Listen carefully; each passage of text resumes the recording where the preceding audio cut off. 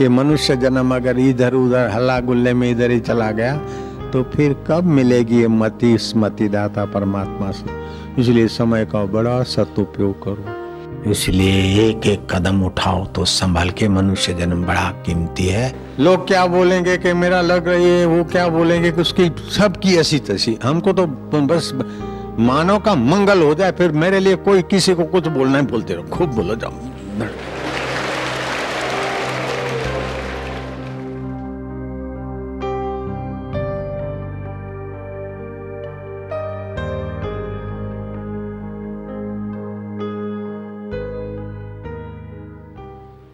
सात कारणों से आदमी स्मृतिवान बुद्धिमान बनता है।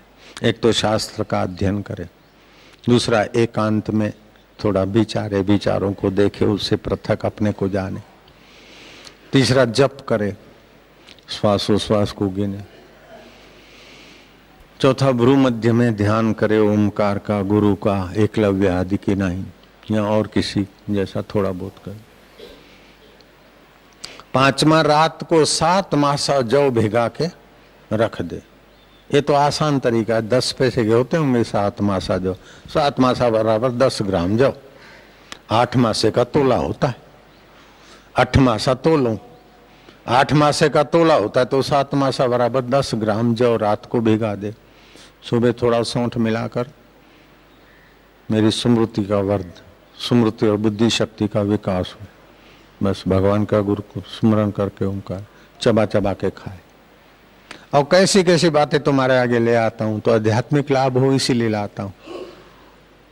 और आपको आसानी से ये सारी बातें मिलती है। और पढ़ते पढ़ते घूमते घूमते बाजार में तो मिलेगी नहीं। शास्त्र पढ़ते पढ़ते किसी को ये बात हाथ लगेगी, किसी को नहीं लगेगी। सत्संग में सबके लिए सार सार सुलभ हो जाता है। सूर्य नारायण को अर्घ्य देने से, तुलसी के पत्ते खाने से, बुद्धि स्मृति वर्धक मंत्र जप करने से। और एक खास प्राणायाम है, यूं खड़े हो गए, गर्दन को पीछे दबोचा, तो जहाँ जटा है अपनी ये चोटी होती ना, तो चोटी के इर्द गिर्द बुद्धि की नाड़ी जाल है, नस नाड़ियों के जाल में वो बुद्धि। तो रात को दही खाने से, सत्तू खाने से, अष्टमी को नारियल खाने से, मासिक धर्म वाले के हाथ से भोजन करने से वो नाड़ी जाल पर एक स्तर जम जाता है धीरे धीरे। तो बुद्धि की मंदता, विस्मृति। तो गर्दन यूं करके श्वास जोर से लिया, तो श्वास में ओम लिया,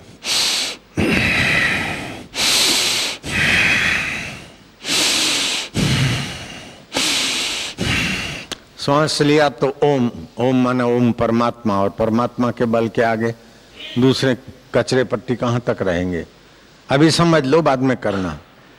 रोज सुबह करना होता है। 20 से 25 बार लंबा श्वास लिया, ओम भरा, छोड़ा तो 1 2 3 4 ऐसे 20 से 25 बार कर दिया। पहले 20, फिर 21, 22, 25। फिर क्या करो कि गर्दन को आगे दबोच दो, तो कंठ पर दबाव पड़ेगा। यहाँ स्मृति का केंद्र है। यूं करोगे तो बुद्धि और यूं करो तो स्मृति। तो बुद्धि की भी जरूरत है, स्मृति की भी जरूरत है। सारे दुख और सारी अयोग्यताओं, बुद्धि की अयोग्यताओं के कारण ही आदमी दुखी होता है, पराधीन होता है। एक आदमी बड़ा उद्योगपति है और एक आदमी बड़ा ठेला लेके घूम रहा है। बचपन में दोनों एक ही बाल मंदिर में जाते थे। वो पढ़ा लिखा और अच्छा संग मिला, वो बुद्धिमान बन गया, अच्छे घर का वातावरण मिला तो उद्योगपति बन गया। और वो ठेले वाले का बेटा था, वातावरण छोटा मिला तो वो बेचारा ठेला चला रहा है। मनुष्य तो वही है, पड़ोसी तो वही है। तो जैसा वातावरण मिलता है आदमी पहुंच जाता है। लेकिन इतना होने के बाद भी आखिर देखते तो बेचारों के ऊपर दया आती है कि हाय भगवान, इससे तो लीलाशाह बापू के चरणों में पहुंचते और थोड़ा सा आध्यात्मिक लाभ लेते तो 14,000 आदमी काम करे, चाहे 14 आदमी काम करे अथवा 14 घर से भिक्षा लेके खाए, तब भी परलोक और यहलोक उसके चरणों के आगे दास बन जाए। ऐसी भी योग्यता तो है ना। इसीलिए लौकिक लाभ को महत्व देकर आध्यात्मिकता का गला कभी नहीं घोंटना चाहिए। और आध्यात्मिक लाभ के आगे लौकिक लाभ की परवाह नहीं करनी चाहिए। तो श्री कृष्ण कहते हैं यन लब्ध्वा न चापारम लाभम मन्यते न अधिकम ततः यस्मिन स्थिरो न दुखे न गुरुणापि विचालित। जिस लाभ से बढ़कर कोई लाभ नहीं है और जिसमें स्थित होने के बाद बड़ा भारी दुख भी कोई माना नहीं रखता, उसको पालो। तो वो तो विश्वास की बात है, शास्त्र सम्मत, वेद सम्मत, महापुरुष के अनुभव सम्मत। आपका अनुभव है कि जगत दुख रूप है, आपका अनुभव है तो सब बदल रहा है, आपका अनुभव है कि बूढ़े हो रहे हैं, मर रहे हैं, ये आपके अनुभव की बात है। और विश्वास की ये बात है कि परमात्मा सत्य है, चेतन है, आनंद स्वरूप है, अपना आत्मा है, अंतःकरण में उसका वास है और सारी सृष्टि का वो स्वामी है, वो करने में न करने में अन्यथा करने में समर्थ है। ये विश्वास, तो विश्वास का भी फायदा लो और अनुभव का भी फायदा लो। पत्नी के साथ व्यवहार करने के बाद क्या अनुभव में आता है कि कोई सार नहीं है, ये आपके अनुभव की बात है, ठीक है कि नहीं है। शमशान में जाते तो लगता है कि देख लो आखिर तो यार अपने को भी ऐसे ये क्या है, कोई बात कैसा, कोई सार नहीं। मित्र से बातचीत करते रहते, खाते फिर देखते कि मित्र दगा देते, आपका अनुभव है। कुटुंबियों को जितना अपना अपना मानते, प्रेम करते, स्नेह करते, देखते कि वो भी कब का कुछ कर देते, ये अनुभव की बात है। और विश्वास की बात है कि कोई एक ऐसा है कि सब होने के बाद भी हमारा साथ नहीं छोड़ता है।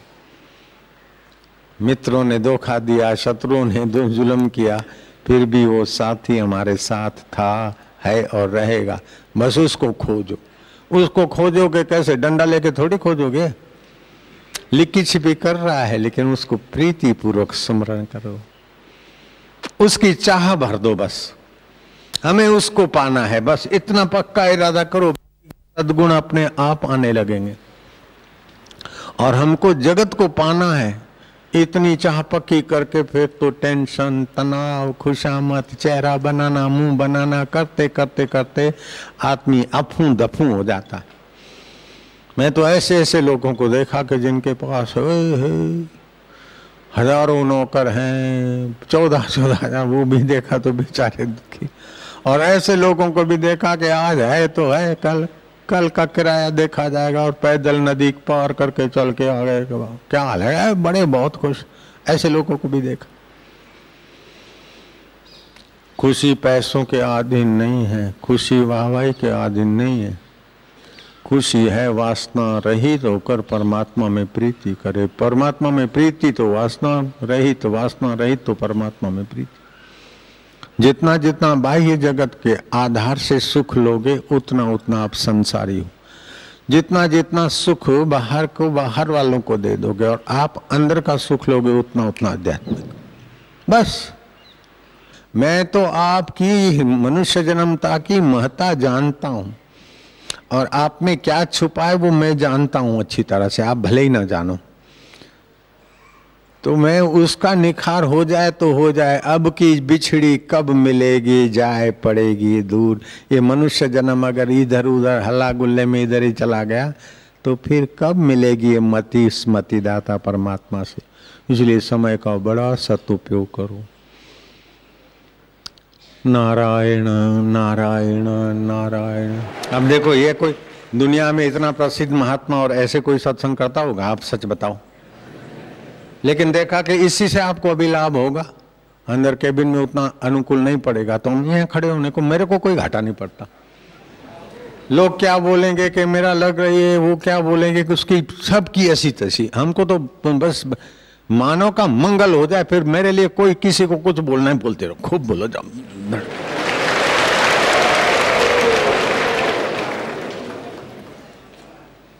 अरे बापू जी को तो इतने इतने लोग सुनते ओम नमो भगवते वासुदेवाय। प्यार से बोलो, जोर से नहीं बोलो, प्रीति पूर्वक। मुझे तो जोर से बोलना पड़ता है तुम तक पहुंचने के लिए, तुमको प्रीति से बोलो मुझ तक पहुंचने के लिए, और मैं तो भीतर ही बैठा हूं, फिर इतना काहे को चिल्लाते हो। ओम नमो भगवते वासुदेवाय वासुदेवाय वासुदेवाय प्रीति देवाय प्रीति देवाय माधुर्य देवाय माधुर्य देवाय आनंद देवाय आनंद देवाय मम देवाय सर्वदेवाय सर्वदेवाय गुरुदेवाय गुरुदेवाय शिवदेवाय प्रभुदेवाय ओम नमो भगवते वासुदेवाय ओम नमो भगवते वासुदेवाय ओम नमो भगवते वासुदेवाय।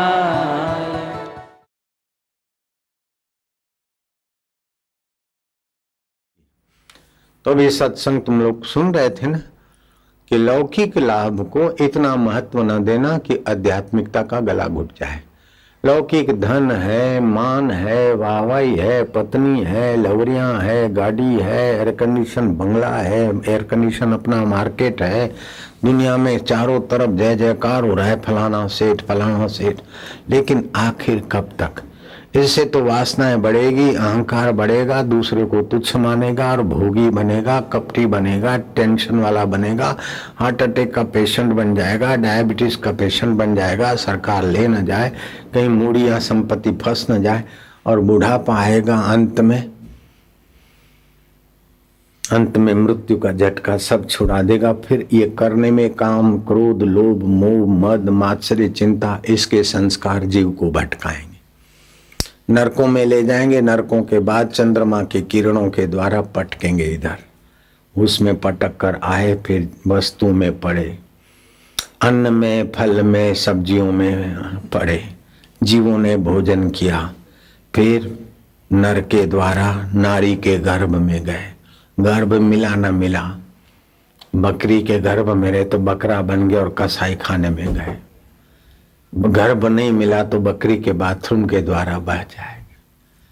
पुरुष के शरीर में गए, नारी का गर्भ मिला न मिला, नारी का गर्भ न मिला तो फिर बाथरूम में बह गए, गटर में चले गए। ये नरक है कि नहीं?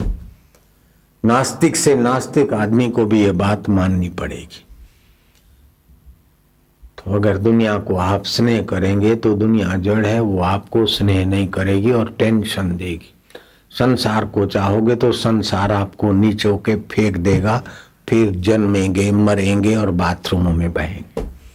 अगर भगवान को चाहोगे तो भगवान आपको सद्बुद्धि देगा, सत प्रेरणा देगा, सत्संग में सूझबूझ देगा, निर्मल नेत्र जग जाएंगे। चर्म नेत्रों से ये मोह माया वाली भगवान की लीला दिखती है, लेकिन ज्ञान नेत्र, निर्मल विवेक और ज्ञान नेत्र से भगवान दिखते। निर्मल मन जन सो मोहि पावा, जिसका मन निर्मल हो गया तो निर्मल कहां से होता है? निर्मल विवेक कहां से होता है? बोले बिनु सत्संग विवेक न होवे, तो सत्संग कैसे मिलता है? राम कृपा बिनु सुलभ न सोई।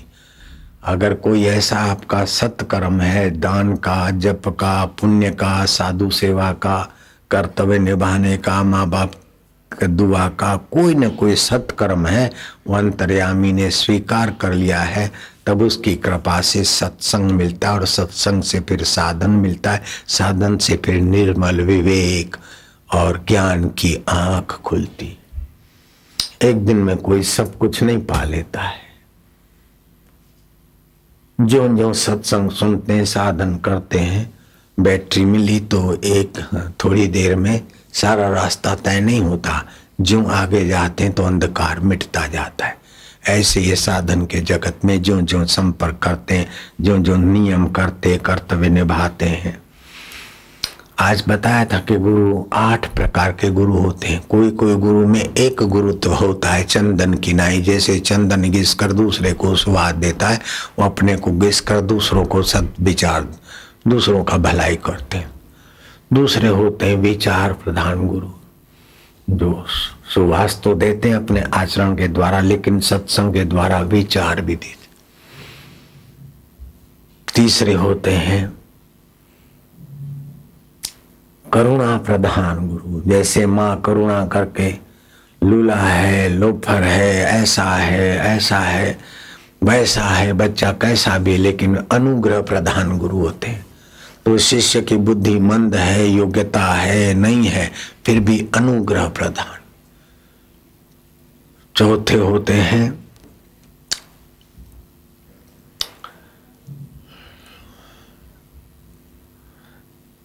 दर्पण गुरु। गुरु के नजदीक जाते हैं और अपने में हिम्मत आ जाती है कि हमारे जो ऐब है, हमारे में जो कमियां हैं वो बोल देंगे तो ये हमारी कमियों का ढंढेरा तो नहीं पीटेंगे, अभी तो हमारी कमी निकालने के लिए हमें मदद करेंगे, उपदेश देंगे। अपने आप का पता चलेगा कि हम कैसे हैं। हम गुरु के निकट जाते हैं, गुरु मूर्ति के निकट जाते हैं, गुरु जी के निकट जाते हैं तो अपने आप को दर्पण में जैसे ठीक देखते हैं, ऐसे गुरु के चरणों में जाते। गुरु हमको देख लेते, हम गुरु के चरणों में जाकर दर्पण जैसे दर्पण हम देखते हैं और दर्पण में हम दिखते हैं।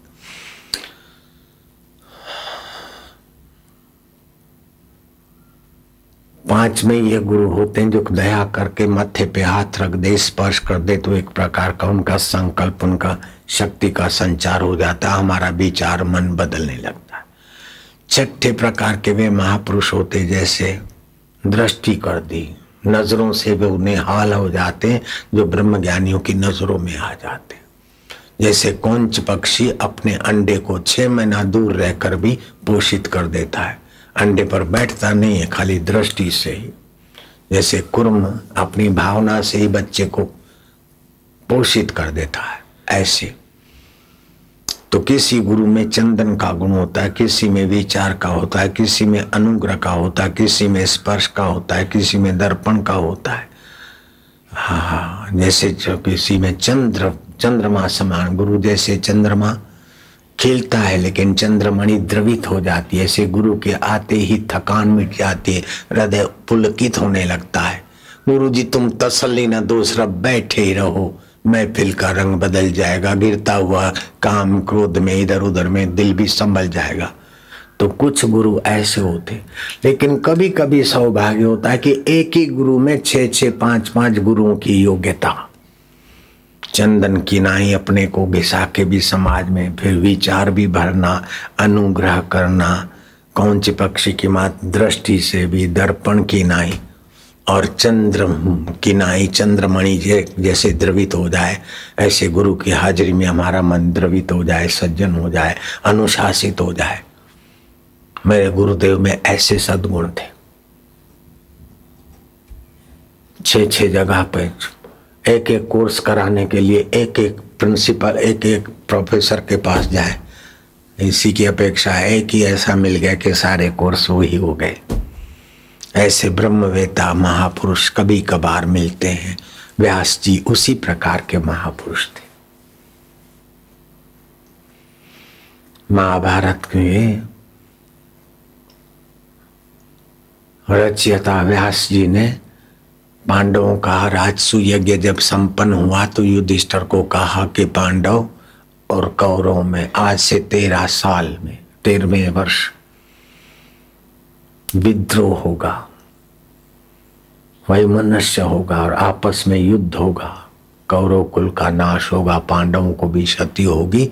संसार ऐसा ही है, प्रयत्न करना रोकने का, लेकिन अवश्यंभावी। ये कैसे गुरु थे? दर्पण गुरु, सब दिखे क्या होने वाला है। फिर दया करके चले गए धृतराष्ट्र के पास कि तुम दुर्योधन के बातों में आकर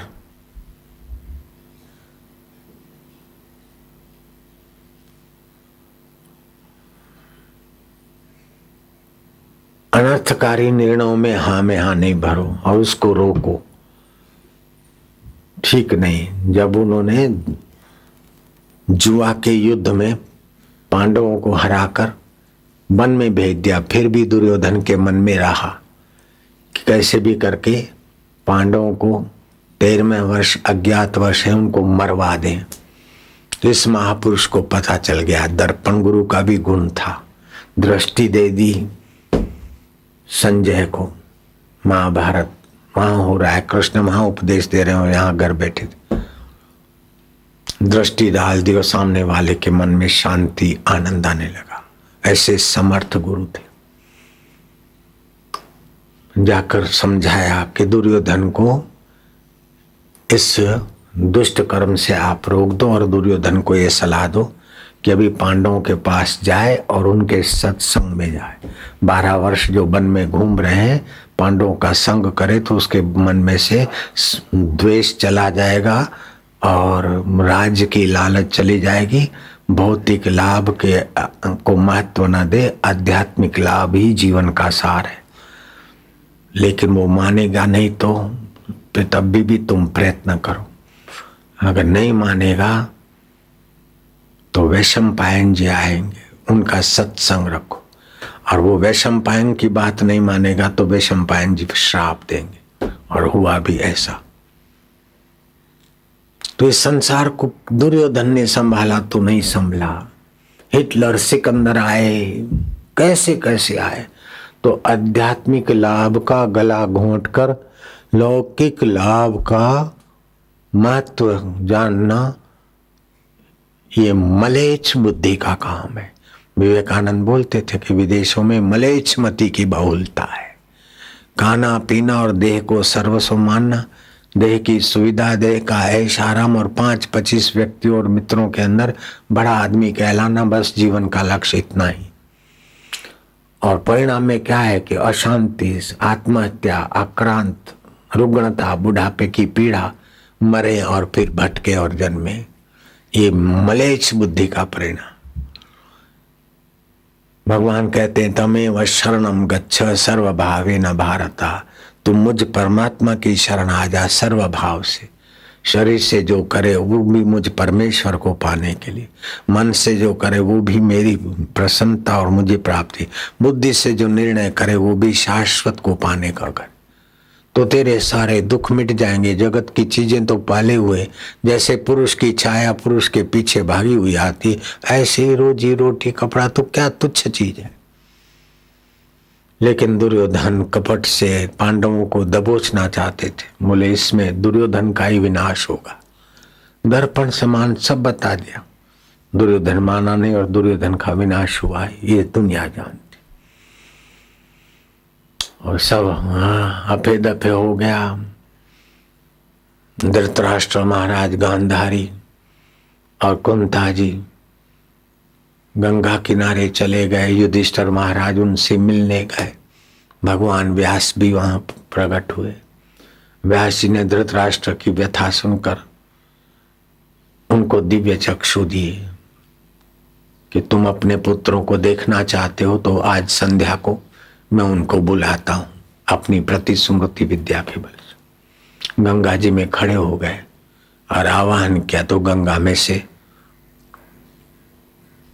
भीष्म पितामह, द्रोणाचार्य आगे आगे निकले। बाद में कर्ण, दुर्योधन और योद्धा निकले और दिव्य चक्षु से धृतराष्ट्र ने उनको देखा। वार्तालाप हुआ। रात भर आपस में गुफ्तगू हुई। कोलाहल तो वैसा हुआ जैसे युद्ध के समय जा रहे थे, वैसा कोलाहल। फिर नदी से जब निकले तो जैसे कुंभ के मेले में साधु स्नान करके निकलते, पानी का हल्ला गुला ऐसे हुआ। वस्त्र आभूषण वैसे के वैसे दिखे, लेकिन कानों में कुंडल स्वर्गीय थे, हृदय में शांति थी। युद्ध के समय प्रतिशोध की आग थी, अभी शांति थी। तो जो जीव जैसे मरता है उसका मन उसी प्रकार का वेशभूषा धारण करके स्वर्ग का अधिकारी तो स्वर्ग में जाता है, यक्ष बनने का अधिकारी तो यक्ष को होता है। जैसे रात्रि को मानसिक संकल्प से सब कुछ बन जाता है, ऐसे मरने के बाद जैसा जैसा मन में वासना और क्षति होती, ऐसे ऐसे रूप बन के आदमी कई वर्षों तक जीता रहता है मंडलों में। व्यास जी ने उन सभी को बुलाया। सुबह होते होते उनको विदाईगिरी देनी है। वो सब प्रविष्ट हुए, अपने अपने लोक को भेज दिए। उनकी पत्नियों को कहा कि जो स्वर्ग में जाना चाहती है, पति लोक को पाना चाहती है, तो जा सकते। जैसे श्री राम के साथ अयोध्यावासी भी नदी में प्रविष्ट करके वैकुंठ पहुंच गए, ऐसे तुम पति लोक को पहुंच जाती हो। ऐसे ऐसे समर्थ महापुरुष इस सनातन धर्म में हुए और किसी मजहब में मैंने आज तक सुने नहीं। जयराम जी की द्विभुजी में से श्री कृष्ण चतुर्भुजी हो जाते थे। एक बार भीम और द्रौपदी में तू मैं हो गई तो द्रौपदी ने कहा कि तुम क्या कर लोगे, इतना रुबाब मारते हो। मैं कोई तो ऐसा क्या बोलती है, अभी चलो हम दोनों हाथ पकड़ के उठा के फेंक सकता हूँ। द्रौपदी को जो उन्होंने पकड़ा भीम ने, इतने में कृष्ण चतुर्भुजी होकर प्रकट हो गए। दो हाथ से द्रौपदी को पकड़ लिया उधर की ओर, द्रौपदी भी यूं कर रही थी, और भीम को पकड़ लिया और दोनों खुश खुश हो गए, गदगद हो गए। बोले अभी लड़ रहे क्यों हंस रहे? बोले हम आवेश में तो लड़ रहे थे, लेकिन हमारा संकल्प था कि ऐसे दिन कब आएंगे कि कृष्ण जब उनकी मौज आती है, कोई परिस्थिति आती तो चतुर्भुजी बनते। श्री कृष्ण की चतुर्भुजी देखने की इच्छा थी। अच्छा हुआ कि हम लड़े कि तुम्हारे चतुर्भुजी रूप का दर्शन हुआ। ऐसा दूसरे मजहब में कोई चतुर्भुजी अवतार हमने नहीं देखा, सुना नहीं। हम तो बड़े भाग्यशाली कि हमारा सनातन धर्म में जन्म हुआ। बोलते एक घड़ी आधी में पुण्याध, तुलसी संगत साधकी हरे कोटि अपराध। 100 काम छोड़कर भोजन कर लेना चाहिए, 1000 काम छोड़कर स्नान करना चाहिए टाइम से, 1,00,000 काम छोड़कर दान पुण्य कर लेना चाहिए नश्वर धन शाश्वत की प्रीति के लिए, लेकिन करोड़ काम छोड़कर हरि का ज्ञान, हरि का ध्यान, हरि का प्रेम रस पा लेना चाहिए। इसी में बुद्धिमानी है। इसीलिए भौतिक मटेरियल्स लाभ देखकर आध्यात्मिक लाभ को छोड़ना बेवकूफी है।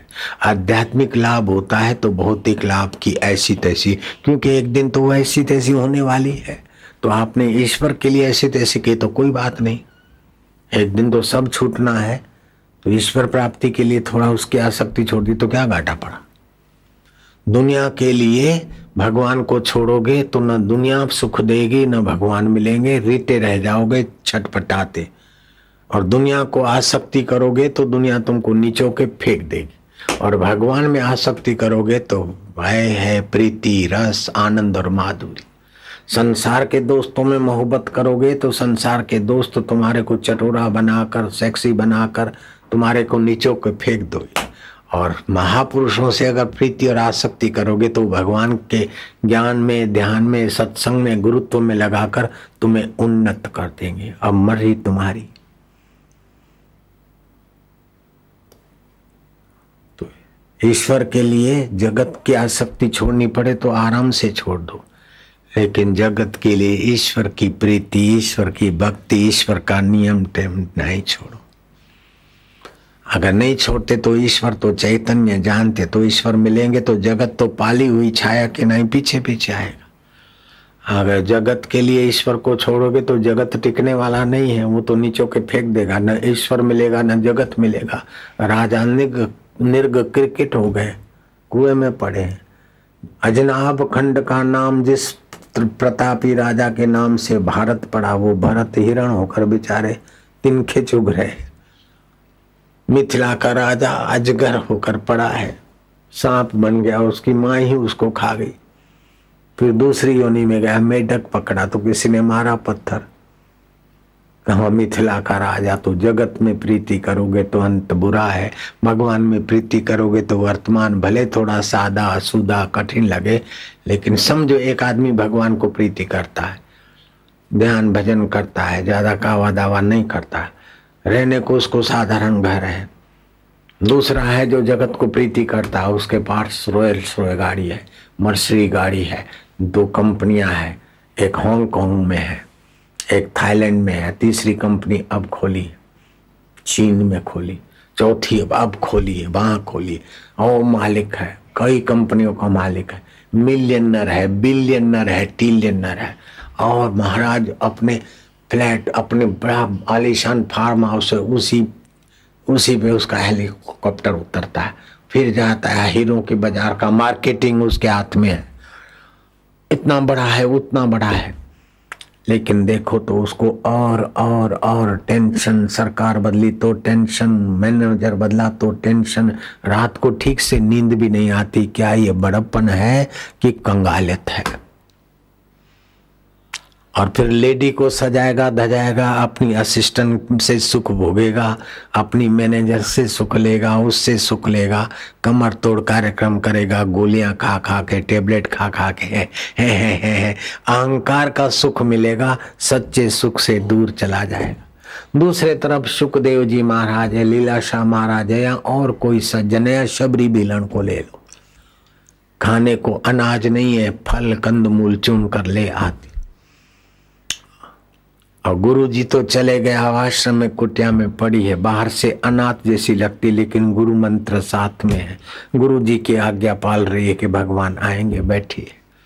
मन में शांति है, बुद्धि में ज्ञान है, हृदय में प्रेम है, और वो प्रेम भरी निगाह से देखती है तो वहां का सांप और चूहा एक साथ जी रहे हैं, हिरण और शेर एक साथ खेल रहे हैं।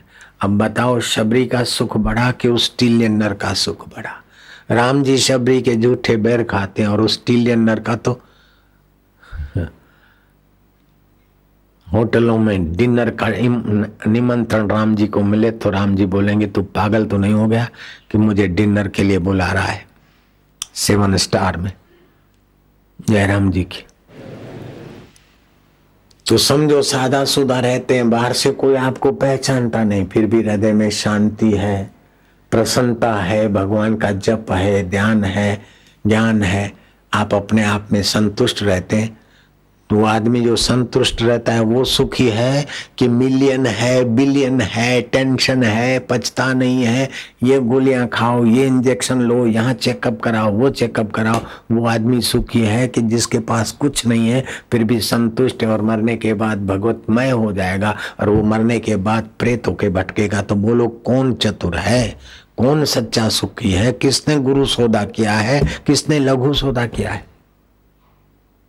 इसलिए एक एक कदम उठाओ तो संभल के। मनुष्य जन्म बड़ा कीमती है।